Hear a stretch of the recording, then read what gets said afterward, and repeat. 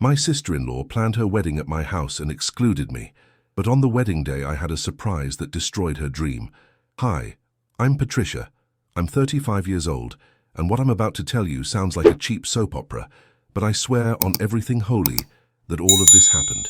I'm writing this from my house, a beautiful property on the outskirts of the city that I inherited from my grandmother 5 years ago.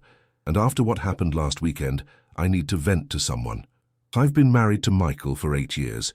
He's a good man, hard-working, but he has a sister who, God almighty, that woman is a lost cause. Her name is Valerie. She's 28 years old and lives in a bubble where she thinks the world revolves around her. Since I married Michael, Valerie has always treated me like I was an intruder in her family. The house where Michael and I live is, well, it's spectacular.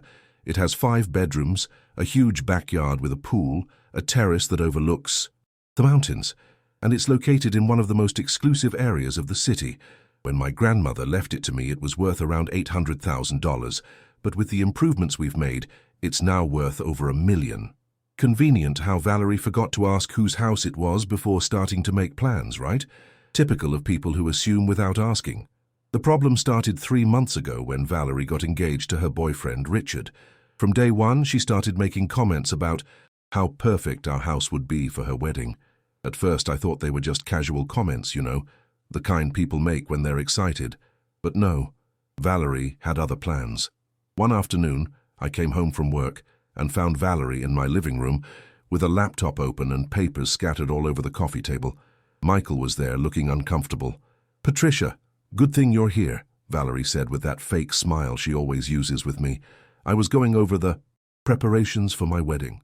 "Oh, that's nice. Have you decided on the venue?" I asked, hanging up my purse. "Yes, right here, in your backyard."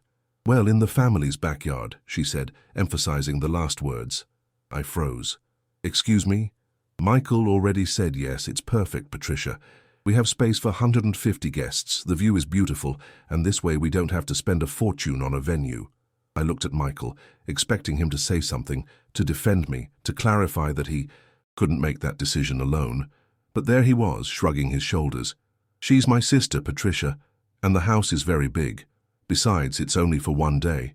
"Ah, sure, only for one day." As if organizing a wedding was as easy as having a family barbecue. Michael clearly didn't understand what he was getting into. "Michael, I need to talk to you privately," I said, trying to stay calm. "It's not necessary," Valerie interrupted. "We're family. We can talk about everything together. Besides, I already hired the wedding planner. Her name is Carmen, and she's coming tomorrow to see the space." She had already hired someone? Without even officially asking me. I felt my blood boiling, but I tried to be diplomatic. "Valerie, I appreciate that you think of our house, but this is something Michael and I need to discuss first. It's an important decision." "Oh, Patricia, don't be so dramatic. It's just a party. Besides, Carmen says we can have everything ready in 2 months. The date is already set for April 15th. The date was already set, without consulting me, at my house. That night, Michael and I had our first serious fight in years. I told him I couldn't believe he had agreed without talking to me first. He argued that she was his sister, that she was very excited, and that he had assumed I would agree because we're always very close as a family. I tried to explain that it wasn't just the event, but the way Valerie had handled everything. But Michael told me I was overreacting, that Valerie was just excited and that once everything was over, things would go back to normal. Michael had the same level of emotional perception as a rock. Things will go back to normal. Yeah, sure, after his sister turned the house into her personal playground. The next day, Carmen arrived, the wedding planner. She was a woman in her 50s, very professional, with a folder full of ideas and an enthusiasm that I would have liked, under other circumstances. Valerie arrived 5 minutes later, acting like she owned the house. She introduced me to Carmen as my brother's wife and proceeded to give her a tour of my backyard as if it were hers. "We'll put the altar here," Valerie was saying, pointing to my favorite rose bush, "and the tables go here on the terrace." Carmen was taking notes furiously. "It's perfect, Valerie. And the bride's family, are they all okay with having the wedding here?" "Oh, yes. Everyone's delighted," Valerie replied without even looking at me. I was standing there, feeling like a guest in my own house. Every time I tried to make a comment or suggestion, Valerie would interrupt me or simply ignore me. When Carmen asked about bathrooms for the guests, Valerie said, "Well, we have the 2 downstairs bathrooms, and if necessary, guests can use the upstairs one too." "Valerie," I interrupted, "the upstairs bathroom is our master bathroom." "Oh, Patricia, relax. It's only for a few hours. Besides, we can put up a sign that says emergencies only." Carmen seemed uncomfortable with the tension, but kept taking notes.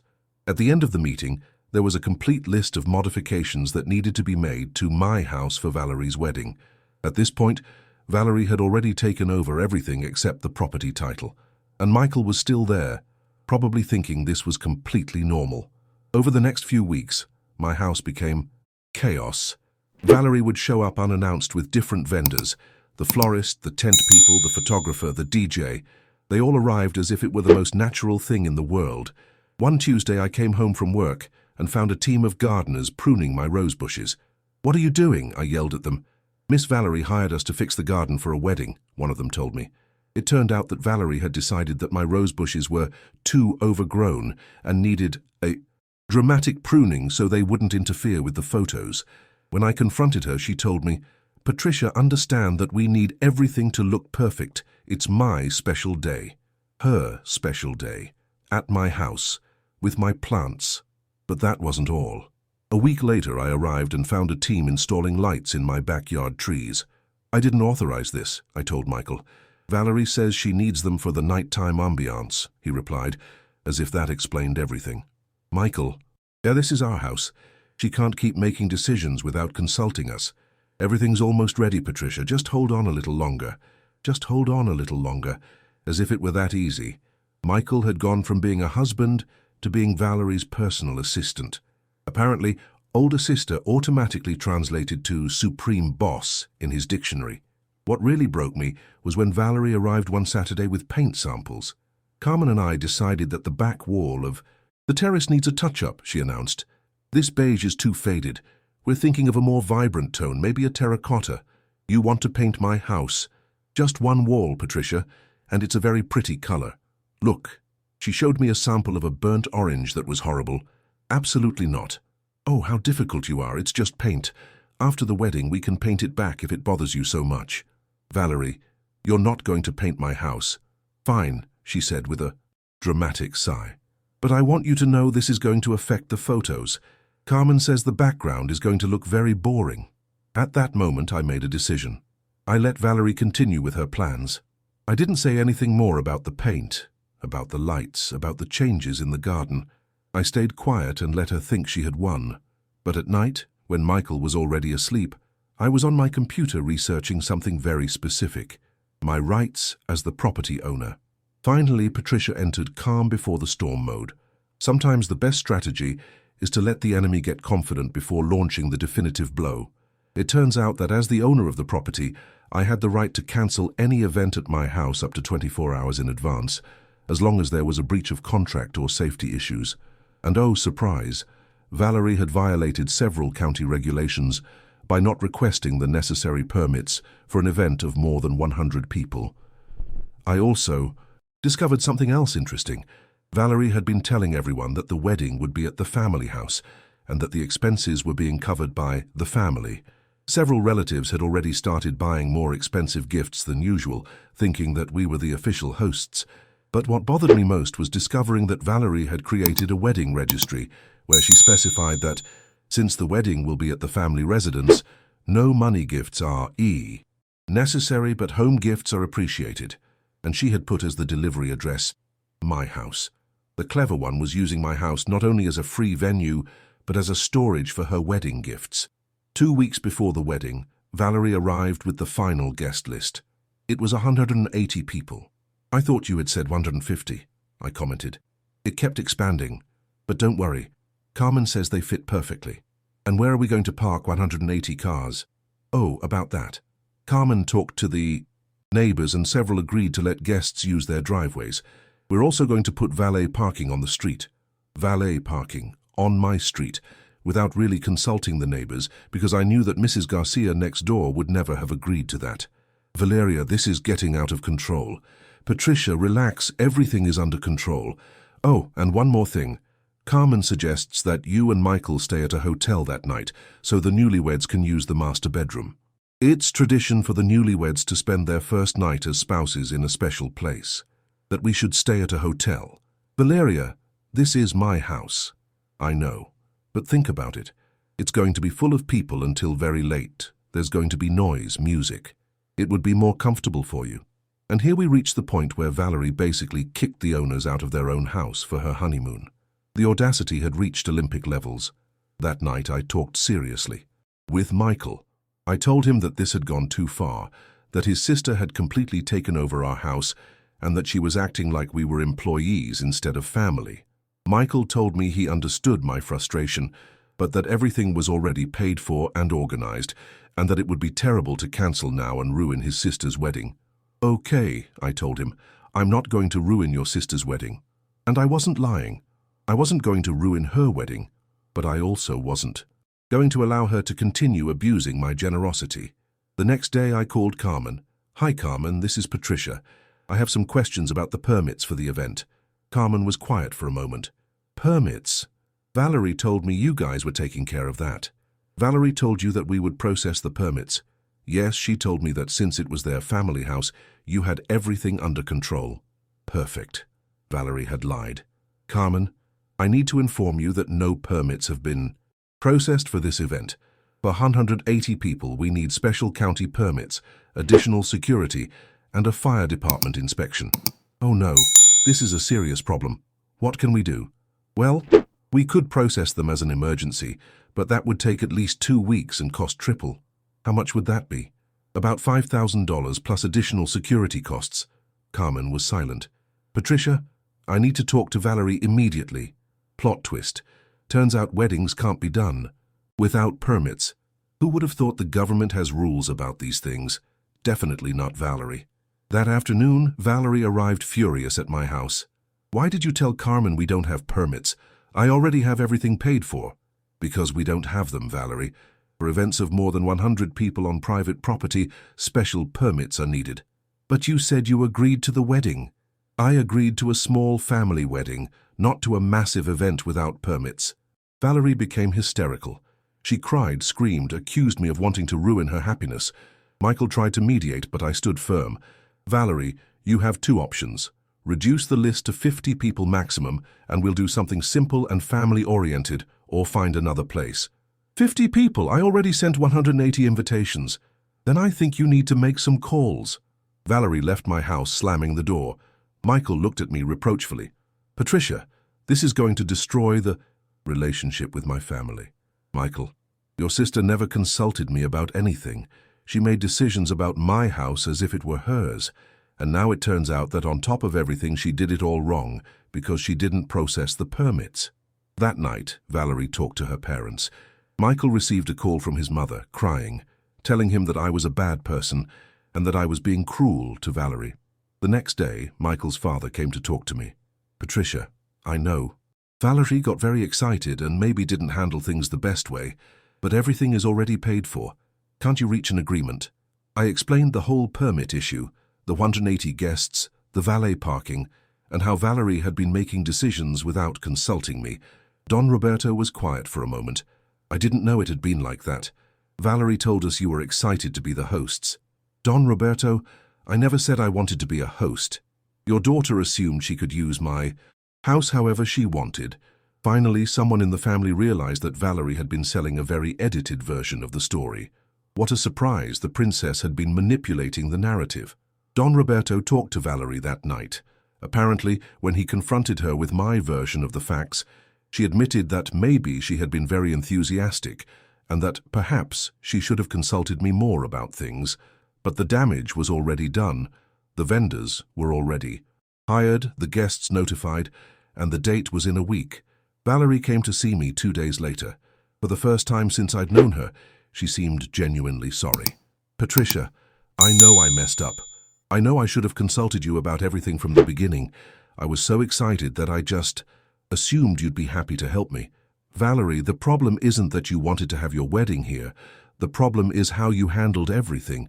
You made me feel like a stranger in my own house. You're right, and I'm very sorry. But I can't change the venue now. Is there anything I can do to fix this? For a moment, I almost felt sorry for her. But then I remembered all the times she had made me feel bad, all the decisions she had made without consulting me, the way she had acted like my house was hers. Valerie, you can have the wedding here, but under my conditions. Her eyes lit up. Yes, whatever it takes. First, maximum 80 guests. You're going to have to uninvite half. Her face fell, but she nodded. Second, I'm going to supervise all the setup. Nothing gets done without my approval. Okay. Third, after the wedding, you and Richard are going on your honeymoon. You're not spending the night here. But we already paid for the honeymoon hotel for the next day. That's your decision. You're not staying here. It's okay. And fourth, here came my masterstroke, since I'm going to be the official host on all invitations. And in all speeches, it will be clarified that the wedding is courtesy of Michael and Patricia in our home. Valerie was quiet for a moment. I could see the wheels turning in her head. Does that mean that... That means when people ask you about the wedding, you're going to say that your brother and sister-in-law generously offered their house for your marriage. There will be no more lies about family house or family event. Ah, what a beautiful moment when the hunter becomes the prey. Valerie was finally going to have to give credit where it was due. Valerie accepted all my conditions. She had no choice. The next 5 days were a whirlwind of activity, but this time I was in charge. Valerie had to call 100 people to uninvite them, which was humiliating for her. Many relatives asked her why she had invited so many people if the house wasn't big enough, and she had to admit she had miscalculated. I also had to solve the permit issue, since there wasn't time. To process them officially, I hired private security and emergency medical service and notified the local police of the event. Everything came out of my pocket, of course. The day before the wedding, Valerie came to supervise the final preparations. Everything looked beautiful, I have to admit. Carmen had done an excellent job with the available resources. Patricia, Valerie told me, I know we had our differences, but I really appreciate everything you've done. You're welcome. Valerie, I hope you have a very happy marriage. And I meant it. Despite everything, I wanted her to be happy. I just wanted her to respect my house and my generosity. The wedding day arrived sunny and perfect. The 80 guests arrived on time, the garden looked spectacular, and Valerie was radiant. When it came time for the speeches, Michael took the microphone. Good afternoon, everyone. My wife Patricia and I are very happy to welcome everyone to our home to celebrate the wedding of my sister Valerie and Richard. I saw how Valerie tensed up a bit but smiled. When Valerie asked us if she could celebrate her wedding here, we didn't hesitate for a second to say yes. This house has witnessed many family celebrations, and we're delighted that it's now part of the beginning of Valerie and Richard's new life. The guests applauded. Several came up afterward to congratulate me for being so generous and for having such a beautiful house. The wedding was really beautiful. Valerie and Richard looked very happy. The photos turned out spectacular, and everyone had a great time. In the end, when Valerie had to follow the rules and give credit where it was due, everything turned out perfect. How weird that things work better when there's mutual respect, right? 1 week later, I received calls from several guests thanking me for the beautiful celebration. Apparently, many of them didn't know the house was mine and thought it belonged to the family, as Valerie had been saying. A cousin of Michael's called me specifically to ask me about the details of the house because she's planning her own wedding and wanted to know if I rented my house for events. Rent? No. This was a favor for Valerie because she's my sister-in-law. Oh, but Valerie told me you were starting a family events business. What? It turns out that Valerie had been telling people that Michael and I were considering opening our house for family weddings as a side business, and that her wedding was like our launch event. When I confronted Michael about this, he told me that Valerie had mentioned something to him about the possibility of us considering doing more events, but that he thought it was just a passing idea. Michael, your sister is using our wedding to promote something that doesn't even exist. Maybe she just got very excited. No, Michael, this is different. She's actively promoting our house as a wedding venue. I decided to call Valerie directly. Hi, Valerie, I have a question. Why are you telling people we have an events business? There was a long silence on the other end of the line. Well, it's just that several people asked where they could have their weddings because they really liked the house, and I thought that maybe you might be interested in the idea. Valeria, that's a decision Michael and I have to make together, and it's definitely not something we're interested in. But, Patricia, you could make a lot of money, and you already have everything, the space, the contacts with Carmen. We're not interested. Well, but I already told my cousin Rosa that they could possibly have their wedding there next year. I couldn't believe it. A week after her wedding, Valerie had already sold my house for another event. Valerie had turned the wedding into a networking session to promote a business that didn't exist. The woman had more nerve than anyone. Things have gotten very interesting since my last update. After clarifying with Valerie that we were not going to turn our house into a wedding venue, I thought everything would go back to normal. But oh, I was so wrong. It turns out that Valerie had been using the photos of her wedding at my house to promote herself as a wedding planner on social media. A friend showed me her Instagram, where there was a page called V-Weddings, Unique Events in Exclusive Locations, and all the photos were of her wedding in my garden. The description said, "Specialized in intimate weddings at luxury private residences. Do you dream of a wedding in an exclusive garden? Let's make your dream come true." Excuse me? The clever one had used my house as her professional portfolio without asking me. When I confronted her, she told me she was technically not offering my house specifically, but was using the photos as examples of her coordination work. "Valerie, these photos are of my house. People are going to assume you can get places like this for their weddings." Well, maybe I can. There are many beautiful houses in the city. But you're using my house in your commercial advertising. Oh, Patricia, don't be so dramatic. They're just photos. At that moment, I called a lawyer. It turns out that using photos of private property for commercial promotion without the owner's consent is illegal. My lawyer sent Valerie a cease and desist letter demanding that she immediately remove all photos of my property from her commercial social media. Valerie was furious. She called me crying, saying I was trying to sabotage her new business and that I was a horrible sister-in-law. "Valerie, you can have your business, but you can't use my house to promote it." "But they're the only professional photos I have." "Then hire a photographer and use other locations. That costs money." Welcome to the real world of business. Michael, of course, tried to mediate. He asked me to consider letting Valerie use some photos because she was his sister and she was trying to do something with her life. "Michael, your sister already had her free wedding at our house. I'm not going to also give her a free professional portfolio." Valerie had gone from wedding princess to opportunistic entrepreneur in record time. And of course, she expected everything to keep coming free. Well, I think this is going to be my final update because the story has reached a conclusion I never expected. After the drama with the photos and the lawyer's letter, Valerie finally removed the images of my house from her social media. I thought that would be the end of it. But 2 weeks ago, I received a call from Carmen, the wedding planner. "Patricia, I have to tell you something. Valerie contacted me offering me a partnership to offer your house as a venue for my clients." "What?" "She told me you had changed your mind about the events business and that she would be the official event coordinator at your house. She wanted me to send her clients." "Carmen, that's completely false. We've never been interested in that business." I figured something weird was going on when she asked me to give her a 30% commission of my fees for each wedding we did there. A 30% commission. Valerie wasn't just trying to use my house, but wanted to make money being the intermediary between my property and wedding planners. That was the last straw. I called Valerie and told her we needed to have a serious conversation. She came to my house that afternoon, and this time Michael was present from the beginning.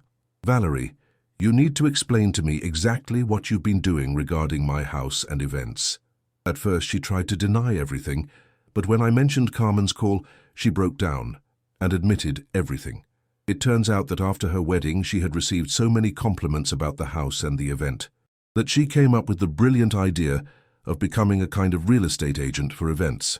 Her plan was to contact wedding planners, offer them exclusive access to houses like mine, and take a commission for each event. "But Patricia, I was going to share the profits with you," she told me, as if that fixed everything. "Valerie, when did you think I would agree to this?" "Well, I thought that once you saw how much money we could make." Michael finally exploded. "Valerie, are you crazy? How could you think of using Patricia's house for your business without asking her?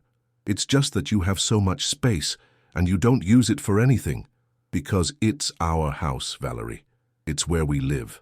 Seeing Michael finally defend me was liberating. I gave Valerie an ultimatum. She had to contact all the wedding planners and potential clients she had offered my house to, explain that it wasn't available, and apologize for the confusion. She also had to sign a legal document promising not to use my property for any commercial purpose in the future. And if you ever use my house for your business without my permission again, I'm going to sue you for every penny you've made. Valerie started crying, but Michael didn't comfort her this time. He told her she had crossed all possible boundaries and that she needed to seriously apologize to me. The apology came 2 days later, in writing, along with a list of all the people she had contacted. There were 12 wedding planners and 8 potential clients, and confirmation that she had explained to them that my house wasn't available. In the end, greed broke the sack. Valerie had gone from annoying sister-in-law to amateur scammer. Luckily, her master plan lasted less than a fish out of water. 6 months have passed since Valerie's wedding, and I can honestly say that things have improved tremendously. After all the drama, Michael and Valerie had a very serious conversation about boundaries and respect. Michael finally understood that he had been allowing his sister to disrespect me for years, not just with the wedding issue. Valerie, for her part, seems to have learned her lesson. Her events business never really took off, surprise, but she got a full-time job at a marketing company. Richard, her husband, confessed to me later that he was never okay with the plans to use my house for business, but Valerie wouldn't listen to him. The relationship between Valerie and me now is cordial. We're not best friends, but there's mutual respect. She no longer comes to my house unannounced, and when she comes for family occasions, she always asks before doing anything. Michael and I have established clear rules about future events at our house. Any event of more than 20 people has to be approved by both of us, with at least a month's notice, and all expenses and logistics have to be clearly defined from the beginning. The irony of all this is that after seeing how beautiful the house looked during the wedding, Michael and I did consider the possibility of renting the house for occasional events. But it will be our decision, on our terms, and definitely without Valerie as an intermediary. In fact, last month we organized a small wedding for the daughter of some close friends. It was a beautiful 40-person event, well planned, with all the necessary permits, and we were the official hosts from day one. The difference in experience was like night and day. Carmen, the planner, now works directly with us when we decide to do any events. She told me that the experience with Valerie taught her the importance of always verifying who really owns the property before making any plans. In the end, everyone learned something. Valerie learned about consequences, Michael learned about boundaries, and Patricia learned that sometimes you have to be the villain to get respected. The most important thing is that Michael and I came out stronger from this whole experience. We had to have difficult conversations about family, boundaries, and mutual respect, but it was worth it. Now he understands that marrying me meant forming a team, not simply adding one more person to his original family. As for the house, it's still our refuge.